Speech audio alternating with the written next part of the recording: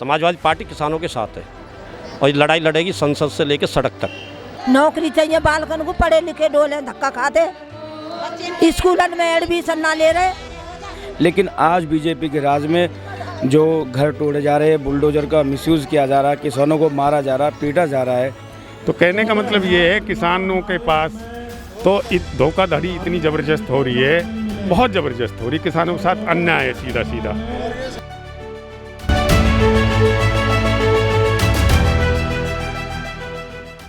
हमारे साथ यहाँ पर सपा के कुछ और नेता मौजूद हैं। महेश भाटी जी हैं, हम इनसे बात करेंगे और जानेंगे कि यहाँ की स्थिति क्या है और आगे क्या हो सकती है। यहाँ की स्थिति जो देखने में अभी आई है कहीं ना कहीं बहुत ख़राब है। यहाँ पे महिलाओं में बहुत गुस्सा है, महिलाएं अपना घर छोड़ के आई हुई हैं और जो किसान हैं उन्होंने बिल्कुल सोच लिया है कि अपनी सोच को, अपने जज्बे को लेके अटल हैं कि यहीं रहेंगे लेकिन अपनी मांगों को पूरा करवाएंगे। लेकिन अभी तक जो आश्वासन दिया गया उसका क्या? जो आश्वासन दिया हुआ है, एक तो पहले मैं आपको बता दी, जो सरकार है इसका किसानों से कोई मतलब नहीं है। एक किसान विरोधी सरकार है, जनता विरोधी सरकार है। हमारे सबसे ज़्यादा किसानों का ही वो चल रहा है। ना ही मुआवजा देते हैं, ना 10% प्लाट देते हैं, बुलाते हैं, मीटिंग करते हैं, आश्वासन देते हैं, उसके बाद कुछ ख़त्म हो जाता है। लेकिन अब की बार हमने जो धरना ये शुरू किया, जो सोच के ये किया कि आर पार की लड़ाई होगी। ये आर पार की लड़ाई जो आप कह रहे हैं कि धरना हमने शुरू किया, ये आर पार की लड़ाई है। इससे पहले कई धरने हो चुके हैं, उसका ऐसा ही किसानों का यहाँ पर अभी कहना है कि आश्वासन दिया गया और हमें यूं ही छोड़ दिया गया। तो समाजवादी पार्टी ने इस पर क्या स्टेप लिया? समाजवादी पार्टी किसानों के साथ है और ये लड़ाई लड़ेगी संसद से लेकर सड़क तक।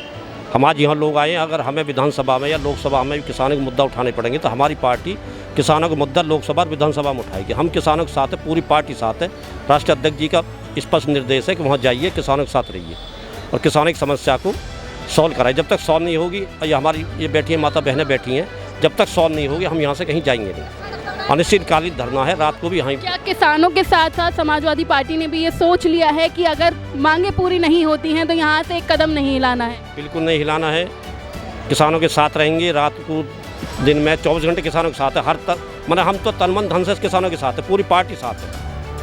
राष्ट्रीय अध्यक्ष जी का आश्वासन हो गया तो किसानों के साथ रहेंगे। अगर ये धरना अनिश्चितकालीन चलेगा, 1 महीना चले, 2 महीना चले, हम इनके साथ रहेंगे। जैसे कि आपने सुना कि ये जो धरना है वो अनिश्चितकालीन धरना है। 1 महीना चले, 2 महीना चले, 3 महीना चले, लेकिन समाजवादी पार्टी जो है वो किसानों के साथ है, महिलाओं के साथ है। इनकी मांगों को पूरा कराने के लिए बिल्कुल अटल सोच लेके बैठी हुई है। तो अब देखना ये होगा कि चीज़ें किस हद तक बढ़ती है। यहाँ पर आप किसानों के साथ हैं और कहीं ना कहीं ऐसा बोला गया कि बीजेपी जो है, बीजेपी की सरकार है, योगी सरकार ने शोषण किया है किसानों का।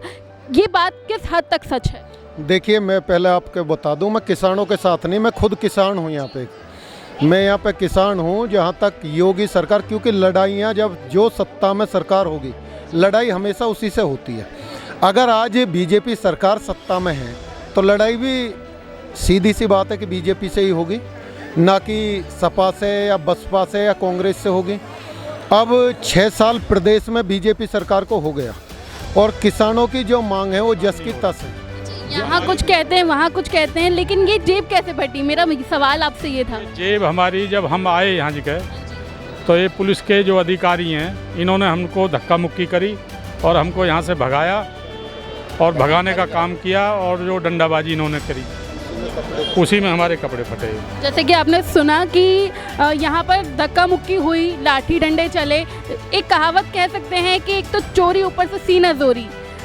प्राधिकरण जो है कहीं ना कहीं किसानों की हक की ज़मीनें लेके बैठा है, किसानों के हक मार रहा है। लेकिन जो सीना जोरी की बात जहाँ आती है वहाँ पर किसानों के साथ इस तरीके का व्यवहार बहुत ख़राब है। मैं आपसे ये पूछूंगी, आप युवा हैं, यहाँ पर मौजूद हैं, किस हद तक ये धरना प्रदर्शन जाएगा आगे? जब तक हमारी किसानों की मांग पूरी नहीं हो जाएगी, जब तक हम अपने डटे रहेंगे, लड़ेंगे पूरी उससे।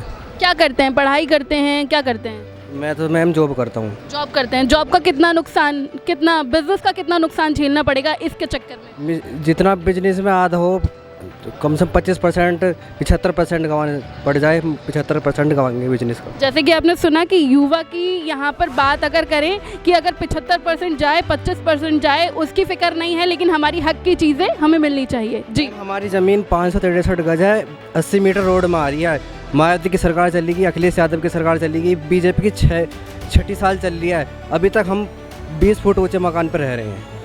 हाँ जी, बारिश का डर, पानी आंधी का डर, घर कद गिर जाए वो पता नहीं होनी चाहिए।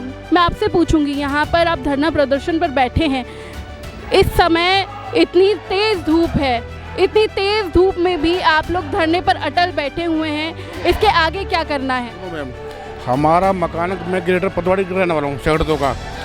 हमारी सन 1998 की आबादी बनी हुई है, बहुत पुरानी आबादी, उसे रोज तोड़ना चाहते हैं। पुलिस का गलत प्रयोग करते हैं, धमकाते हैं, बच्ची को गाली देते हैं, महिलाओं को गाली देते हैं लोग। अच्छा, ये जो महिलाओं को गाली देना, बच्चों को धमकाना, ये सारी चीज़ें जो आप बता रहे हैं कि हमने ज़मीन एक बार कर ली, हमने मुआवजा नहीं उठाया, कोई हमारे अंदर समझौता नहीं है, फिर भी जबरदस्ती करते हैं हमारे साथ। अच्छा, ज़बरदस्ती कर रहे हैं, औरतों के साथ गाली गलौज, बच्चों के साथ बदतमीजी, आप लोगों के साथ बदतमीजी। लेकिन क्या सिर्फ ये अभी है, इससे पहले नहीं था? बीजेपी की सरकार से पहले ये चीज़ें नहीं था? पहले बहुत शांतिपूर्ण रहते थे लोग बाग। क्या किसानों को उनका हक बराबर मिल रहा था? पहले मिल रहा था, जब ये आए हैं, अब लगा लो 2011 में, जब एक बार हुआ 2008 में, आज तक भी वो केस पेंडिंग पड़े हुए हैं। क्यों पड़े हुए हैं बताइए केस? ये जब सरकार तुम्हारी है, केंद्र में तुम्हारी, यहाँ तुम्हारी सरकार है। लेकिन जहाँ तक मुझे याद है कि 2008 में तो सपा की सरकार थी।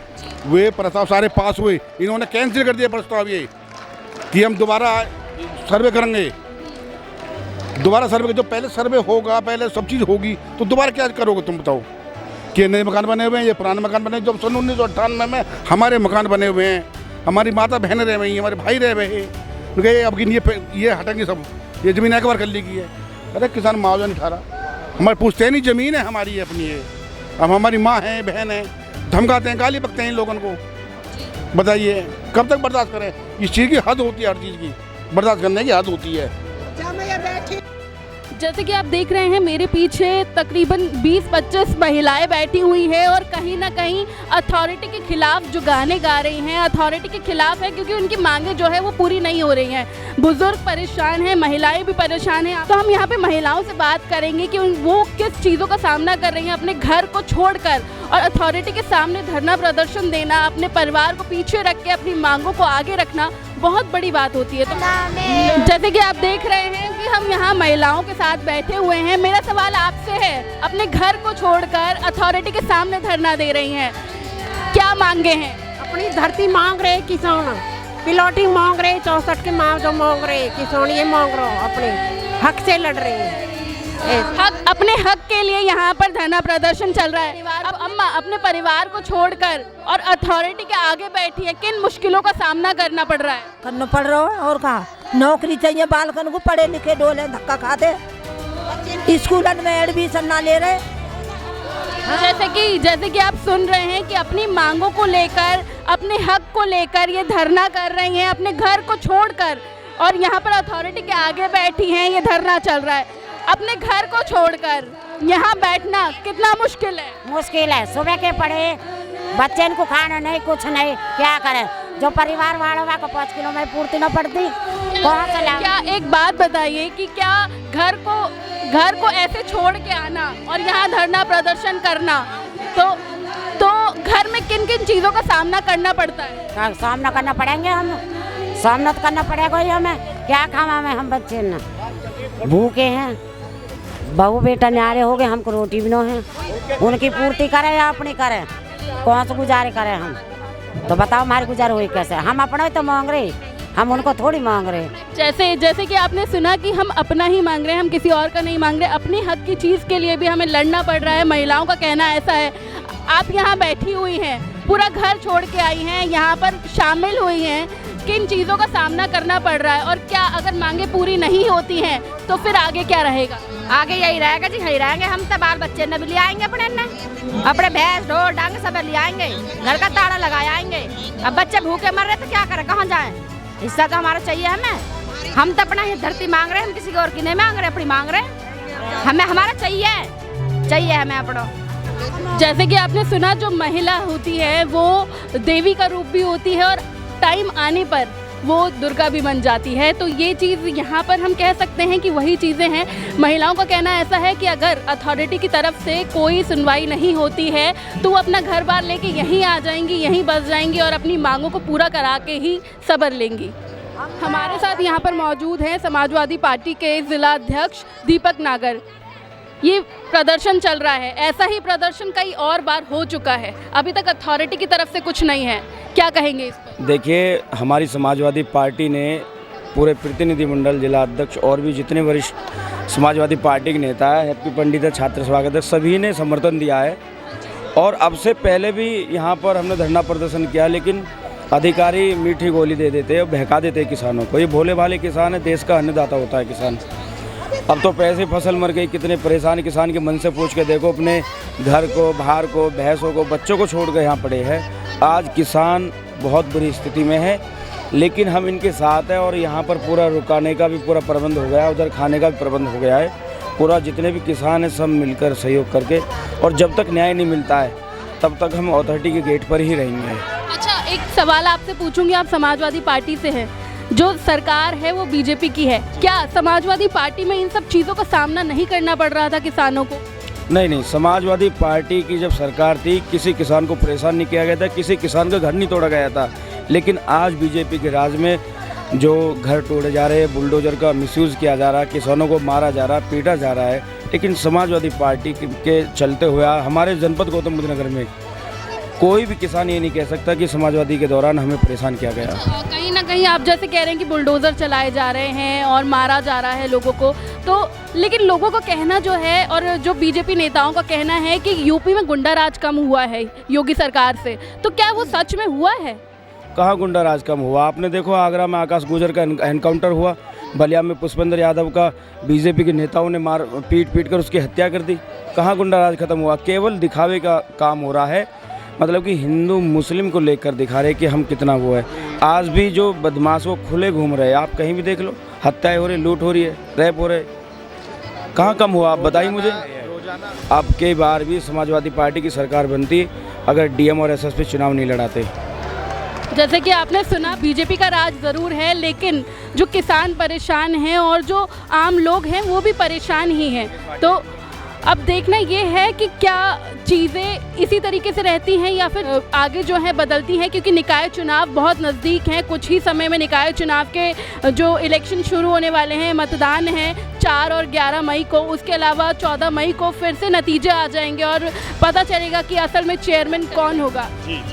अच्छा, यहाँ का जो माहौल अभी देखा जा सकता है, कहीं ना कहीं बहुत ज़्यादा गुस्सा है किसानों में, महिलाओं में बहुत ज़्यादा गुस्सा है। एक महिला मेरे पास अभी आई थी, उनका कहना ये था कि जो हमारी माँ है वो एक पन्नी का टेंट बना के रहती हैं और साथ ही में दुकान भी है, लेकिन उन्हें वहाँ रहना पड़ता है बारिश के टाइम पे और भी टाइमों में बहुत ज़्यादा दिक्कतों का सामना करना पड़ता है क्योंकि बड़े बुजुर्ग हैं। लेकिन क्या ये चीज़ें अभी ही हैं या पहले भी ऐसी ही चीज़ें थी? दरअसल मैम साहब, हुआ क्या है कि अब पिछले 4-5 साल में किसानों के साथ ज़्यादा जाती की है।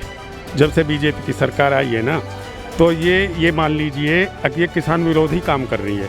जो किसानों के साथ समझौते हो गए उनको ये दरकिनार ख़त्म करते जा रहे हैं, एक के बाद एक।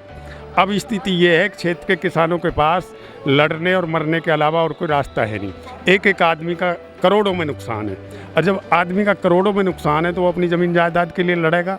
शांतिपूर्वक तरीके से हम लोग यहाँ एजिटेशन करेंगे और जब तक करते रहेंगे जब तक हमारी मांग सब पूरी ना हो जाएंगी। किसी कीमत में हम इनको छोड़ेंगे नहीं, क्योंकि क्षेत्र के लोगों की समझ में ये चीज़ें आ चुकी हैं कि भाई हमारा इतना मोटा नुकसान है, और इतना मोटा नुकसान जब मेरी समझ में आ जाएगा, भूल में तो मैं खा जाऊँ कुछ भी, लेकिन मेरे खाने में यदि सामने कीड़ा मकोड़ा आ जाए तो मैं खा नहीं सकता। जब हमारे सामने ये चीज़ आ गई कि हम बहुत मोटे नुकसान से हैं तो कैसे बर्दाश्त करेंगे। एक सवाल मेरा ये है कि इतनी बार धरना प्रदर्शन हो चुका है, यहाँ पे कई बार धरना प्रदर्शन हुआ है और हमने कवर भी किया है कई दफ़ा, है ना, तो क्या आश्वासन दिया गया एक बार समझ में आता है, दूसरी बार समझ में आता है, कहते हैं कि तीसरी गलती पे तो बंदा माफ़ ही नहीं कर सकता, तो क्या वो चीज़ें समझ तब नहीं आई जो अब दोबारा आश्वासन के लिए मतलब आश्वासन देने के बाद अब फिर से यहाँ पर धरना हो रहा है? क्या वो पहले समझ नहीं आया था कि ये सिर्फ आश्वासन है, कोई सॉल्यूशन नहीं? आपकी बात बहुत अच्छी है। दरअसल है क्या, जो यहाँ सीओ मैडम है वो यहाँ परमानेंट नहीं है, वो है नोएडा में, यहाँ तो वो एक्स्ट्रा में है। और उनके हिसाब से कोई किसान मरो, क्षेत्र के लोगों का कुछ भी हो, उससे उन्हें इस बात से कोई मतलब नहीं है। अब सवाल ये उठता है कि उनसे तो हम वार्ता कर चुके हैं 2 बार, 3 बार धरने में 2 बार वार्ता हुई है। कुछ चीज़ों को मामूली सा उन्होंने माना है, बहुत मामूली सा। मामूली चीज़ें क्या हैं? मामूली ये जैसे ये किसानों की आबादी की सुनवाई हुई है, लीज बैक की कार्रवाई हुई है, लेकिन बहुत स्लो हुई है। जैसे आपको 4 रोटी की भूख है, आपको आधी रोटी मिल जाए, इस तरह से ये अपनी चाल से चल रहे हैं, जो बिल्कुल नाजायज़ है। अब स्थिति ये है कि हम लोगों ने बहुत सारे क्षेत्र में सारे गाँवों के लोगों को इकट्ठा करके और सबको ये समझाने का प्रयास किया कि हमारा ये नुकसान है। एक बहुत बड़ा नुकसान ये है कि जो 17.5% का कोटे का, वो आपके संज्ञान में आया होगा, बताया होगा, वो भी इन्होंने कैंसिल कर दिया बिना किसानों की सहमति के। कहने किसानों से बिना पूछे जो चीज़ें, उनकी ज़मीनों को हड़पना, उनके मतलब कहीं ना कहीं ये भी हुआ कि बेरोज़गारी आ गई, क्योंकि ये कहा गया था कि हम किसानों के जो घर में नौकरी करने लायक लोग होंगे उनको नौकरी देंगे, बच्चों को पढ़ाएंगे, वो चीज़ें नहीं हुई। अब दोबारा ये चीज़ें सामने आ रही हैं कि उनका हक दोबारा से कहीं ना कहीं किसी अलग तरीके से मारा जा रहा है। ये किसान इतना सीधा होता है, उसको अधिकारी जब प्यार से सहलाता है ना, तो उसकी ज़मीन को लिखवा लेता, अंगूठा भी लगवा लेता और उसे समझा देता कि आपको ज़मीन यहाँ की बजाय यहाँ देंगे। उस रकबे को आधा करके प्रस्ताव भेज दिया। तो कहने का मतलब ये है, किसानों के पास तो धोखाधड़ी इतनी ज़बरदस्त हो रही है, बहुत ज़बरदस्त हो रही। किसानों के साथ अन्याय है सीधा सीधा। प्राधिकरण के खिलाफ किसानों और महिलाओं का ये धरना साफ देखा जा सकता है। किसानों ने और महिलाओं ने, जो यहाँ पर महिलाएं मौजूद हैं, उन्होंने बिल्कुल ये सोच लिया है कि ये जो धरना है वो अनिश्चितकालीन चलने वाला है। यहाँ पर तैयारियां चल रही हैं। प्राधिकरण के खिलाफ जो है युवा खड़े हुए हैं, किसान खड़े हुए हैं, इसके अलावा महिलाएं भी खड़ी हुई हैं। अब देखना ये होगा कि प्राधिकरण क्या रिस्पांस देता है, क्योंकि अभी तक सिर्फ आश्वासन मिला है। किसानों का कहना है कि आश्वासन के अलावा हमें कुछ नहीं दिया गया है। किसान जो हैं वो बहुत ज़्यादा मतलब ऐसा है कि हमें बहकाया गया है। इसके अलावा सपा भी किसानों का साथ देने के लिए बिल्कुल खड़ी हुई है। अब देखना ये होगा कि आगे क्या होता है।